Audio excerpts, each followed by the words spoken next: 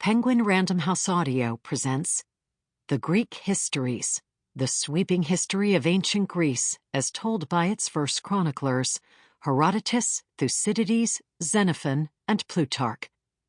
Edited by Mary Lefkowitz and James Rahm, with an appendix by John E. Lendon. Translations by Carlton Brownson, Richard Crawley, Mary Lefkowitz, Pamela Mensch, Bernadotte Perrin, James Rahm, and Samuel Shirley.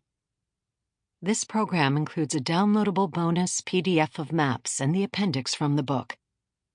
Read for you by Vivienne Leheny. Introduction. That's ancient history, someone might say today in dismissing a topic that's stale or irrelevant. But in fact, ancient history is neither of those things. This volume was undertaken in the belief that the Greek historians are exciting to read in their own right, accessible to all once certain obstacles have been overcome, and of great importance to us as we navigate our own times and our own historical evolution. They wrote for our benefit as much as for their readers, or, more accurately, listeners, in the classical Greek world or the High Roman Empire. Thucydides, writing at the end of the 5th century BC, understood clearly that the story he told, the war between Spartan and Athenian coalitions, what we know as the Peloponnesian War, would provide paradigms for future ages. In his prologue, he addressed those who wish to have an accurate knowledge of what happened and, because of human nature, will likely happen to be the same as or similar to these events. He would no doubt be pleased to know that his first English translator was Thomas Hobbes, the Enlightenment political philosopher who went on to write Leviathan and other influential works, including one entitled Human Nature, or that his book is still required reading at the West Point Military Academy, or that policymakers speak today of a Thucydides trap, in which an established superpower, as Sparta once was, feels it must fight to avoid being overtaken by a rival, like Athens. Thanks to its exploration of the deepest levels of human nature, the work has become what its author intended, an everlasting possession. Human nature stands at the center not just of Thucydides' work, but of all Greek historical writing. Thus, the Greek historians, in contrast to modern ones, weave speeches, conversations, and, even in one famous case, Thucydides' account of negotiations between Milos and Athens, a dialogue into their narratives. These speech acts give us access to the minds and thoughts of historical actors, whether individuals or city-states. The latter can speak collectively through their ambassadors and envoys. They serve to put human beings, rather than impersonal or abstract forces, squarely at the center of historical change. They engage our emotions and our moral sense in the same way that the epic poems of Homer do, for indeed those poems, the Iliad in particular, were the primary model with which the first Greek historian, Herodotus, worked. This centrality of speeches and conversations may surprise modern readers, who live in an age of audio recording devices and of careful documentation of quotes. When Herodotus reveals to us in his very first episode an exchange between a king and his chief bodyguard held in a private room of a palace several centuries before his own time, we may feel that the rules of historical writing, as we understand them, are being broken. But Herodotus played by a different set of rules, as did his successors. In the next generation, Thucydides, writing about events of his own day, addresses the question of the veracity of his speeches, but even while acknowledging the validity of the question, he still claims the right to put words in people's mouths based on what he thinks they ought to have said in particular situations. It's hard to conceive of an ancient historical narrative without such inserted speeches and comments, just as it's difficult to conceive of a modern one that has them. An experiment of this kind, attempted several decades ago by a biographer of Ronald Reagan, featuring imagined dialogue that had not been recorded or witnessed, was met with widespread outrage and disdain. This bright dividing line helps define larger differences in the ways ancient and modern historians conceived of their roles. Whereas today's historians seek the truth of facts, their ancient Greek counterparts sought the truth of story.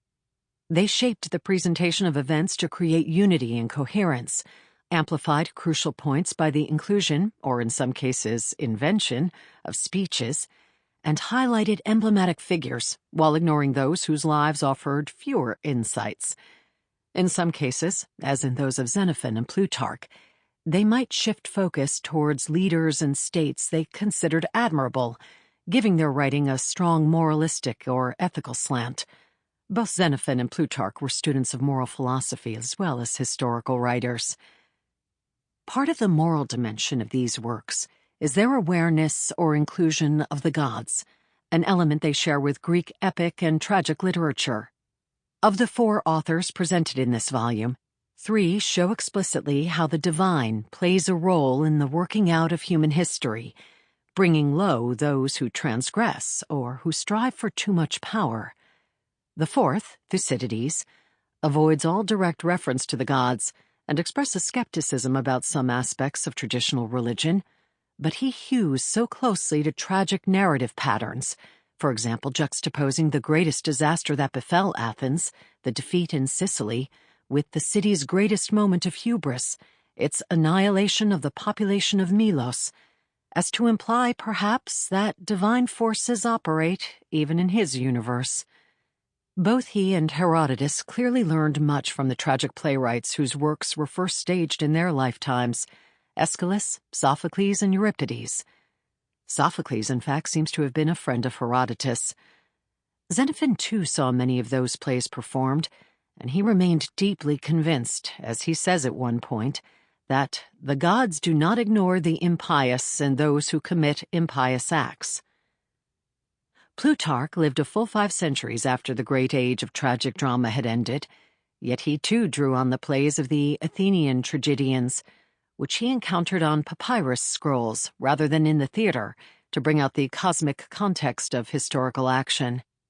He quotes liberally from the plays to reflect on events in his lives, as when he imports an extended passage of Menelaus, a play he attributed to Sophocles, to give a larger dimension to the career of Demetrius the Besieger.